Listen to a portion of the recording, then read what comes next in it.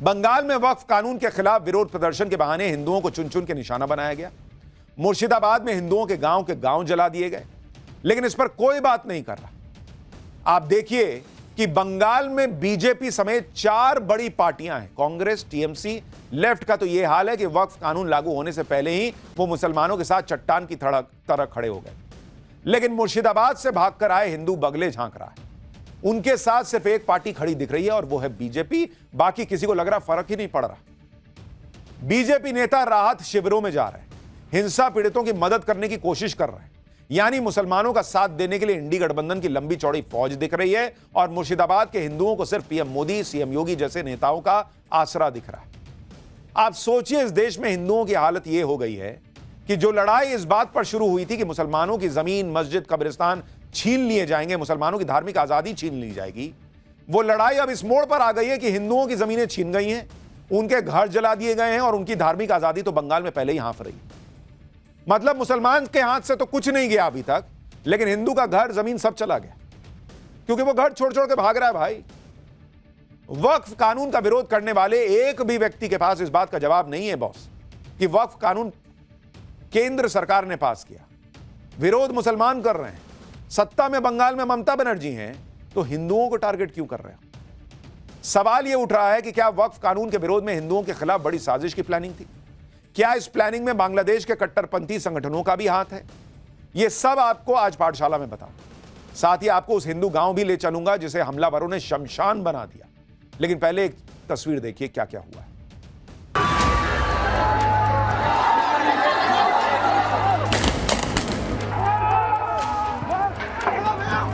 अगर ममता बनर्जी रहेगा ना 5 साल, तो ये पूरा वेस्ट बंगाल बांग्लादेश बना देगा। Bharatiya Janata party anti Muslim, anti इस्लाम है, इसलिए उन्होंने वक्फ के कानून को जबरदस्ती थोपा है।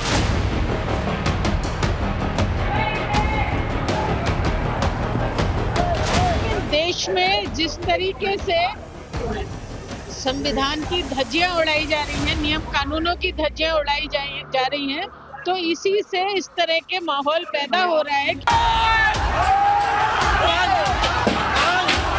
मोदी जब से बैठा है तो वो तो मुसलमानों के खून से होली ही खेलना चाहता है। अरे लातों के भूत बातों से कहां मानने वाले हैं, लेकिन सेकुलरिज्म के नाम पर इन लोगों ने दंगाइयों को दंगा करने की पूरी छूट दे रखी है। बंगाल में हिंसा की ऐसी ऐसी गवाहियां सामने आ रही हैं जिसे देखकर लोग सकते में हैरान है कि आखिर इतना खुलेआम कैसे कोई हिंसा कर सकता है। और सरकार है कहां, लोग पूछ रहे हैं। बंगाल के मुर्शिदाबाद की इन तस्वीरों को देखिए। ये तस्वीरें 90 के दशक के कश्मीर की याद दिला रही, पूरे देश को झकझोर दे रही। शुक्रवार को दंगाइयों की भीड़ ने मुर्शिदाबाद के बेतबुना गांव में हमला बोला। आरोप है कि दंगाइयों ने चुन चुनकर गांव के हिंदू परिवारों के घरों को निशाना बनाया और उनमें आग लगा दी। गांव के जले हुए घर और चारों तरफ बिखरा सामान इस हिंसा की गवाही दे रहे हैं कि किस तरह दंगाइयों ने पूरे गांव को शमशान बना दिया। दंगाइयों ने इस गांव में सिर्फ आगजनी ही नहीं की, बल्कि पीड़ित लोग कहीं आग बुझा न लें, इसके लिए घरों के बाहर लगाए गए हैंडपंप और वाटर पंप तोड़ दिए। बॉस, आप सोचिए किस लेवल की नफरत होगी कि आग लगा रहे हैं और हैंडपंप और वाटर पंप तोड़ दे रहे हैं कि कहीं आग बुझा न ले उस पानी से। हमारी सहयोगी की ग्राउंड जीरो से एक रिपोर्ट देखिए क्या हुआ है वहां। ये पूरा गांव जो है वो एक हिंदू जो है गांव है। यहाँ पर तकरीबन 200 से ज्यादा हिंदू परिवार रहते हैं, लेकिन एक के बाद एक इस पूरे गांव को जो है शमशान में तब्दील कर दिया गया है। पूरा गांव चला दिया। थोड़ा सा 2-3 गांव बचा है जहाँ पर हम लोग रहते थे, पूरा 15-20 आदमी, वो छोड़ के बाद बाकी पूरा जला दिया। पुलिस का आकलन है कि अभी तक के एस्टिमेट के हिसाब से 180 घर जलाए गए हैं। हालांकि जिस तरह से आगे भी असेसमेंट बढ़ रहा है, हो सकता है ये आंकड़ा और भी ज्यादा बढ़े। हिंदू को उड़ाने के लिए प्लान के साथ था, 70% बोल रहा था कि बांग्लादेश बना दूंगा, यहाँ से बांग्लादेश पाकिस्तान बना दूंगा। हम जो दंगाई यहाँ पर घुस आए थे, उन्होंने किस तरह से प्लानिंग की थी? अगर जो है यहाँ पर आग लगा रहे थे जो लोग, बाहर जो हैंड पंप है या वाटर पंप है, उन्होंने उसको भी तोड़ दिया था, ताकि जब घर पर आग लगाएंगे तो आग को बुझाने के लिए इन लोगों के पास जो है पानी भी ना बचे। अगर ममता बनर्जी रहेगा ना 5 साल, तो ये पूरा वेस्ट बंगाल बांग्लादेश बना देगा। अब मुर्शिदाबाद के ही बेतबुना गांव की एक और तस्वीर देखिए, जो वहां हुई हिंसा और आगजनी की आज भी चीख चीख कर गवाही दे रही है। शुक्रवार और शनिवार को दंगाइयों की भीड़ ने इस गांव में हिंदुओं के घरों में ऐसी आग लगाई जो आज भी धधक रही है। चश्मदीदों का दावा है कि हिंसा के दौरान हिंदू घरों में न सिर्फ आगजनी की गई बल्कि हिंदू बेटियों को भी अपने साथ उठाकर ले जाने की कोशिशें हुई। आप सोचिए, जिस राज्य की कमान एक महिला मुख्यमंत्री के हाथ में है, जो मां माटी मानुष की बात करती है, उसी राज्य में हिंदू बेटियों की सुरक्षा दांव पर लग गई आरोप लग रहा। लेकिन जिनके कंधों पर इसे रोकने की जिम्मेदारी है, वो कहां हैं, लोग पूछ रहे हैं। आज भी मुर्शिदाबाद के इस गांव के हिंदू घरों में सुलग रही आग पर हमारी सहयोगी की एक और ग्राउंड रिपोर्ट देखी। मुर्शिदाबाद के बेतबुना गांव में जहां एक के बाद एक घरों को आग के हवाले कर दिया गया, इस पूरे गांव को जो है खत्म और नष्ट कर दिया गया। आज भी इस गांव के एक हिंदू घर पर जो है आग सुलग रही है। बेहद सिस्टमैटिक तौर पे ये पूरी चीज की गई, प्लानिंग के तौर पे किया गया, और जब सब कुछ उन्होंने लूट लिया तब जो है इस घर को तोड़ा फोड़ा गया और आग के हवाले कर दिया गया। हर एक हिंदू घर पर जो है इस तरह से दिखता है कि किस तरह से तुलसी की पूजा की जाती है, और इसी तरह से एक एक घर को आइडेंटिफाई कर निशाने पर लेकर जो है उन्होंने लूट मचाई। इन परिवारों की जो बच्चियां हैं, महिलाएं हैं, उनके भी इज्जत पर जो है हाथ डालने की कोशिश की। कई का जो कहना है कि उनकी बेटियों को जो है ले जाने की कोशिश की टानते हुए, और उसके बाद जो है किसी तरह जान बचाने के बाद जो है वो यहां से निकले हैं। आप देखिए कि मुर्शिदाबाद में कैसे प्लानिंग करके हिंसा की।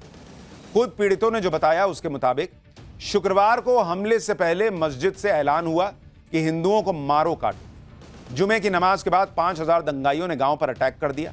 पूरे गांव में पहले लूटपाट की गई, फिर 180 घर जला दिए गए। लोगों का आरोप है कि हमले में स्थानीय टीएमसी विधायक, काउंसलर और पुलिस न सिर्फ दंगाइयों के साथ थे बल्कि दंगाइयों का नेतृत्व कर रहे थे। ये भी वहां की पब्लिक आरोप लगा रही है। हिंदुओं पर हुए इस टारगेटेड हमले ने इलाके के 500 से ज्यादा हिंदुओं को घर छोड़कर पलायन के लिए मजबूर कर दिया।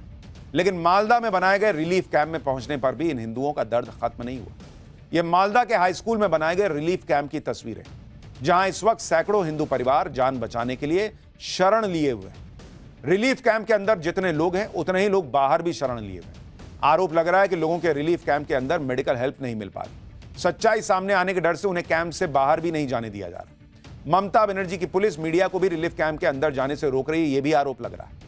इसलिए पीड़ित कह रहे हैं कि रिलीफ कैंप को जेल बना दिया गया है। मालदा के रिलीफ कैंप की बदहाली पर हमारे सहयोगी की रिपोर्ट देखिए। मालदा के परलालपुर हाई स्कूल ग्राउंड के अंदर हमने आने की कोशिश की, हालांकि पुलिस यहाँ पे रोक रही है, अंदर जाने से मना कर रही है। लेकिन देखिए यहाँ एक बार हम बात करेंगे लोगों से, क्या हुआ है, क्या हुआ, क्या हुआ, क्यों इतने परेशान हैं? बोला कि ओषध लगेगा, हार्ट का वासुक है, ठीक है। तो अब बोला था, डॉक्टर बोला कि ऑपरेशन करने पड़ेगा, तो ऑपरेशन नहीं किया है। डर लग रहा है, मेरा घर द्वार सब लूट कर रहा है, आग लगा गया है। दीदी से कुछ नहीं मदद मिला है, हमारा ममता दीदी से बिल्कुल कुछ नहीं मदद कर रहा है। मोदी सरकार तरफ से कर रहा है, मगर ममता जी के तरफ से कुछ भी नहीं। पानी के टैंकर्स हैं, उनको मंगाया गया है, और अभी भी उसके अंदर देखिए, अभी उसको रिक्शा पे ही रखा गया, अब इसको खोला नहीं गया है।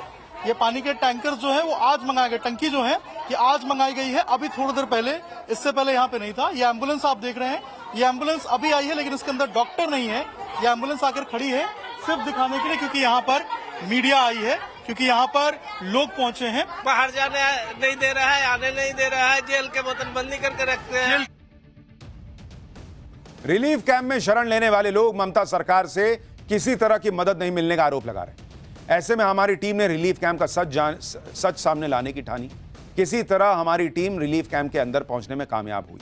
अंदर पहुंचने पर जो दिखा वो काफी हैरान करने वाला था। अपने ही देश और राज्य में रिफ्यूजी बनकर रहने को मजबूर हिंदू परिवारों को बदहाली के दिन गुजारने पड़ रहे। स्कूल के एक छोटे से कमरे में 100 लोगों को रहने पर मजबूर होना पड़ा। पीने और नहाने के लिए एक जैसा पानी मिल रहा है। भीषण गर्मी के बावजूद कमरों में पंखे नहीं चल रहे। रिलीफ कैंप की बदहाली पर किस तरह से वहां हिंदू परिवारों को रहना पड़ रहा है, किस हालत में, देखिए जरा ग्राउंड रिपोर्ट। देखिए किस हालत में लोग यहाँ पे नहाते हुए, और देखिए पानी पीने के लिए ले रहे हैं। ये देखिए यहाँ पे ये जल खाने के लिए ले रहे हैं। ऐसे ही लोग जो है आपको नजर आएंगे। ये देखिए ये सामने नहाने के लिए पानी ले रहे हैं। ये देखिए ये देखिए आप, नीचे आपको एक त्रिपाल बिछा हुआ नजर आएगा। इसी त्रिपाल के ऊपर जो लोग हैं वो सोते हैं। यहाँ पे आपको महिला नजर आएंगी, बच्चे सोते हुए नजर आएंगे। और देखिए इतनी गर्मी है, इसके बावजूद देखिए पंखे आपको अभी बंद नजर आएंगे। इस कमरे में मोटामोटी 100 आदमी रहता है इसके अंदर। तरीके से आप समझिए कि रिफ्यूजी कैंप बनाकर जो लोग हैं वो रह रहे हैं। ऊपर अगर देखिए ऊपर किस तरीके से कमरों की हालत है, नीचे अगर आप देखेंगे तो किस तरीके से लोग रहने को मजबूर हैं, वो आप यहाँ की तस्वीर देखकर समझ पाएंगे। तो ये परलारपुर का हाई स्कूल है और इसी हाई स्कूल में जो लोग हैं वो रहने को मजबूर हैं बिना किसी सुविधा के। महिला बता रही थी किस तरीके से इनको मारा गया, पीटा गया। और ये एक की कहानी नहीं है, ये कई लोगों की कहानी है। आप सोचिए बॉस, अपना घर बार छोड़कर भागना पड़ रहा है और उसके बाद हालत जहां रह रहे हैं, जरा उसकी हालत आप देख रहे हैं। लोग कह रहे हैं एक एक कमरे में 100 लोगों को रहना पड़ रहा है, पंखा नहीं चल रहा है इतनी गर्मी में। कल पाठशाला में हमने आपको ममता सरकार के मंत्री का शर्मनाक बयान भी सुनवाया था, जिसमें वो पलायन के को जस्टिफाई कर रहे थे। कह रहे थे कि बंगाल के हिंदू बंगाल में ही तो पलायन कर रहे हैं, कौन सी बड़ी बात होगी। लेकिन अब तो राज्य की सीमा भी पार होने लगी। क्या अब भी हिंदुओं पर हो रहे अत्याचार पर ममता सरकार और उनके मंत्रियों की आंखें नहीं खुलेंगी? आज ममता सरकार को देख लेना चाहिए कि बंगाल का हिंदू अब दूसरे राज्यों में भी पलायन कर रहा है। बंगाल में हिंदुओं के खिलाफ हो रही हिंसा की वजह से कई हिंदू परिवार शरण लेने के लिए अब झारखंड पहुंच रहे हैं, क्योंकि बंगाल में अब वो खुद को और अपने परिवार को, महिलाओं को सुरक्षित महसूस नहीं कर रहे। इन परिवारों में सीएम ममता बनर्जी के खिलाफ गुस्सा है। ये हिंदू परिवार बंगाल को बांग्लादेश बनाने की साजिश का आरोप लगा रहे हैं। इनका आरोप है कि हिंसा के दौरान दंगाई छोटी छोटी बच्चियों को भी उठाकर ले जाना चाह रहे थे। आप सुनिए हिंदू परिवार क्या बता रहे हैं। पश्चिम बंगाल को लोग बांग्लादेश करना चाहता है। दीदी से हम कुछ नहीं चाहते, हम दीदी को ही नहीं चाहते हैं। ऑप्शन तो नहीं है ना, कहाँ पर जाएंगे, बाहर जाने नहीं देता है। जा रहे हैं तो ये पुलिस में माना कर रहे हैं कि नहीं जाएगा। भतीजी को और मेरे एक भतीजी को मुसलमान आदमी ने टन के लेकर चला गया। उम्र था हमारा भतीजी का, एक था 14 साल का और एक था 21 साल का। ऐसा क्यों हुआ? लड़की लोगों के साथ घर और तोड़ दिया, जला दिया, क्यों हुआ है? 4-5 हजार आदमी आया था वो लोग एक साथ में। हमारा गांव में 200-400 से ज्यादा होगा आदमी। हम लोग 400 आदमी क्या करेंगे, वो 4-5 हजार आदमी है। मुर्शिदाबाद से भागे हिंदू परिवारों को ममता सरकार पर कोई भरोसा नहीं रहा, इसलिए वो राज्य के बाहर भी शरण ले रहे हैं। सवाल उठ रहे हैं कि ममता बनर्जी किसका भरोसा जीत पाई। एक डॉक्टर के गैंगरेप और हत्या के बाद डॉक्टर्स का भरोसा उठ गया था। 25,000 टीचर्स की नौकरी चली गई तो उनका भरोसा ममता सरकार से उठ चुका है। और बंगाल में रह रहे हिंदू के भरोसे की नींव तो कई बार हिल चुकी है, क्योंकि बार बार ये आरोप लगे हैं कि ममता राज में हिंदू त्योहार के जुलूस, शोभा यात्रा भी सुरक्षित नहीं रहती। पथराव हो जाता है। किसको भरोसा है ममता सरकार पर, पब्लिक पूछ रही है। बंगाल में जिस तरह से हिंसा हुई और हिंदुओं को टारगेट करने का आरोप लगा, उस पर अब चौंकाने वाले खुलासे हो रहे हैं। बंगाल हिंसा के तार बांग्लादेश से जुड़ते भी दिख रहे हैं। सूत्रों के मुताबिक बांग्लादेश का आतंकी संगठन है हिज़्ब उत तहरीर, वो बंगाल में एक्टिव है। वक्फ के नाम पर मुसलमानों को भड़काने की साजिश कर रहा है। बांग्लादेश के कई संगठन आंदोलन की धमकी दे रहे हैं। भारत के कानून के खिलाफ बांग्लादेश में प्रोटेस्ट की धमकी दे रहे हैं। बांग्लादेश से भारत के खिलाफ भड़काऊ बयानबाजी हो रही है। पुलिस की जांच में बंगाल हिंसा का बांग्लादेश के साथ क्या कनेक्शन निकल रहा है वो भी बताऊंगा, लेकिन पहले देखिए बांग्लादेश में भारत के कानून के खिलाफ किस तरह लोगों को भड़काया जा रहा है। बांग्लादेश के संगठन खिलाफत मजलिस ने वक्फ कानून के खिलाफ प्रोटेस्ट का ऐलान किया है। मोदी सरकार पर मुसलमानों को प्रताड़ित करने का आरोप लगाया है। 23 अप्रैल को ढाका में भारतीय दूतावास के बाहर प्रदर्शन की घोषणा की गई। आप सोचिए कि यह कितनी हैरान करने वाली बात है कि भारत के कानून का विरोध बांग्लादेश में किया जा रहा है, जबकि बांग्लादेश का भारत के कानून से कोई लेना देना नहीं, लेकिन मुसलमानों को भड़काने के लिए इस तरह के प्रोटेस्ट हो रहे हैं। बात सिर्फ प्रदर्शन की नहीं है, बांग्लादेश में तो भारत के हिंदुओं को कत्ल करने की बातें खुलेआम की जा रही। एक बार जो वीडियो बड़ा वायरल हो रहा है सोशल मीडिया पर, जो बांग्लादेश का बताया जा रहा है, वो भी देखिए। तुम होशियार रहो, अगर इंडिया की एक मुसलमान पर जुल्म हुआ, कत्ल हुआ, मस्जिद तोड़ने गया, तो हम बांग्लादेश से हमारे बॉर्डर को तोड़कर इंडिया की हिंदू को कत्ल करने की तैयार हो जाओगा। बंगाल हिंसा के बांग्लादेश कनेक्शन की बात शुरुआती जांच में भी सामने आ रही है। केंद्रीय गृह मंत्रालय भी इस मामले को लेकर एक्टिव हुआ है। सूत्रों के मुताबिक शुरुआती जांच से पता चला है कि हिंसा में बांग्लादेश के अराजक तत्वों की भूमिका हो सकती है। शुरू में इन लोगों को स्थानीय नेताओं का भी समर्थन मिला था, यह भी सूत्र दावा कर रहे हैं। बीजेपी के नेता तो खुल के कह रहे हैं कि बांग्लादेश से आए लोगों ने बंगाल में हिंसा की और उत्पात मचाया। उनका मकसद बंगाल के कई इलाकों से हिंदुओं को भगाना था। सुनिए बीजेपी नेता को, फिर बताऊंगा कि हिंसा करने वालों को फंडिंग कहां से मिलने का आरोप लग रहा है। देखिए, मालदा, मुर्शिदाबाद, दिनाजपुर, नदिया, बीरभूम, हावड़ा जिला को हिंदू शून्य करने की साजिश चल रही। बांग्लादेश से आकर के लोग यहाँ उत्पात कर रहे हैं, तो इसीलिए बार बार यह हिंदू समाज के ऊपर आक्रमण हो रहा है। पश्चिम बंगाल में हिंसा के पीछे विदेशी फंडिंग का भी खुलासा हो रहा है। सूत्रों के मुताबिक कहा जा रहा है कि हिंसा की प्लानिंग पिछले 3 महीनों से हो रही थी। हिंसा के लिए तुर्की से फंडिंग हुई और हमलावरों को 500-500 रुपए दिए गए। प्लान बनाकर लोगों को पैसे बांटे गए। पहले रामनवमी पर हिंसा की प्लानिंग थी, फिर वक्फ बिल को ट्रिगर पॉइंट बनाया गया। मुर्शिदाबाद में बांग्लादेश जैसी हिंसा की साजिश थी। बांग्लादेश के कट्टरपंथियों का बंगाल हिंसा में कितना रोल है वो धीरे धीरे सामने आ रहा है। जब कहा जाता है कि बांग्लादेशी भारत की सीमा में घुस रहे हैं, बंगाल में CA-NRC कोई आने नहीं दूंगी, किसी को छूने नहीं दूंगी, भाई स्लीपर सेल तभी तो बनता है जब वहां से लोग आकर पहले ही घुस जाते हैं। बंगाल के अंदर भी कई संगठन हैं जो लगातार मुसलमानों को वक्फ बिल के नाम पर भड़का रहे हैं। SDPI यानी social democratic party of India मुसलमानों को भड़काने में जुटी, यह आरोप लग रहा है। SDPI का पेरेंट ऑर्गेनाइजेशन PFI है, जिस पर ऑलरेडी भारत में बैन लगा हुआ है। बंगाल हिंसा में SDPI की भूमिका की भी जांच की जा रही है। SDPI के नेताओं ने 7 अप्रैल को मुर्शिदाबाद में रैली की थी। इस रैली में वक्फ के नाम पर भड़काऊ बयान दिए गए। कहा गया कि इससे मुसलमानों की जमीन छीन ली जाएगी। वक्फ कानून वापस नहीं लिया तो बड़े आंदोलन की धमकी दी गई। यह भी कहा गया कि 2002 के बाद से मुसलमानों पर अत्याचार हो रहा है। इसी के बाद 8 अप्रैल को बंगाल में हिंसा भड़की, जिसने 11 और 12 अप्रैल तक भयंकर रूप ले लिया और हिंदुओं के गांवों को निशाना बनाया गया। बंगाल हिंसा में SDPI के साथ ISF की भूमिका भी संदेह के घेरे में। इंडियन सेकुलर फ्रंट 2021 में गठित हुआ था। ISF ने भी वक्फ कानून के खिलाफ मुसलमानों को भड़काने में कोई कसर नहीं छोड़ी। अभी कल ही दक्षिण 24 परगना में ISF ने जमकर तोड़फोड़ और हिंसा की। यह CCTV फुटेज देखिए। ISF से जुड़े लोगों ने पुलिस पर हमला किया। इस हमले में छोटे छोटे बच्चे शामिल थे। जांच में सारी सच्चाई बाहर आ जाएगी। लेकिन आप तस्वीर देखिए बॉस, पुलिस की गाड़ी फोड़ दी गई। ये 14 अप्रैल 2025 की तस्वीरें दिखा रहा हूं आपको। बंगाल हिंसा के पीछे किसकी साजिश थी और कैसे प्लानिंग करके हिंदुओं को टारगेट किया गया, इसका खुलासा धीरे धीरे हो रहा है। लेकिन विपक्ष अभी भी इसे छोटी बात मानकर जस्टिफाई करने की कोशिश कर रहा है। कह रहा है कि एक समुदाय को परेशान करेंगे तो उसका नतीजा कुछ भी हो सकता है। सुनिए विपक्षी नेताओं को, फिर बताऊंगा कि योगी आदित्यनाथ ने बंगाल के दंगाइयों का क्या इलाज बताया। मुर्शिदाबाद के अंदर भी एक रिएक्शन है और इसके लिए भारतीय जनता पार्टी जिम्मेदार है। आप अगर किसी के मजहब पे जबरदस्ती हमला करेंगे, उसके नतीजे कुछ भी निकल सकते। किसी के मजहबी मामलात में मदाखलत नहीं करनी चाहिए, लेकिन Bharatiya Janata party anti Muslim, anti इस्लाम है, इसलिए उन्होंने वक्फ के कानून को जबरदस्ती थोपा है। एक समुदाय के लोगों को आहत करने के लिए ये इस तरह की चीजें फेर बदल किए जा रहे हैं और उनके कुछ ना कुछ आने वाले समय में दुष्परिणाम हो सकते हैं। देश में जिस तरीके से संविधान की धज्जियां उड़ाई जा रही हैं, नियम कानूनों की धज्जियां उड़ाई जा रही हैं, तो इसी से इस तरह के माहौल पैदा हो रहा है कि लोग अपने आप को असुरक्षित महसूस कर रहे हैं। देखिए, हिंदू प्लान बिल्कुल नहीं कर रहे हैं, ये प्लान करवा रहे हैं जानबूझ करके, एक माहौल खराब कर रहे हैं ताकि वहां पर राष्ट्रपति शासन लग जाए।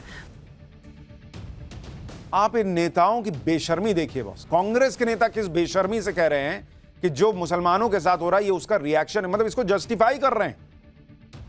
लोगों के घर जला दिए गए, कुछ लोग मर गए, महिलाएं कह रही हैं कि हमारे साथ अभद्रता हुई, इस तरह की घटनाएं हुई और कांग्रेस के नेता बेशर्मी से कह रहे हैं कि जो हुआ है ये उसका रिएक्शन है।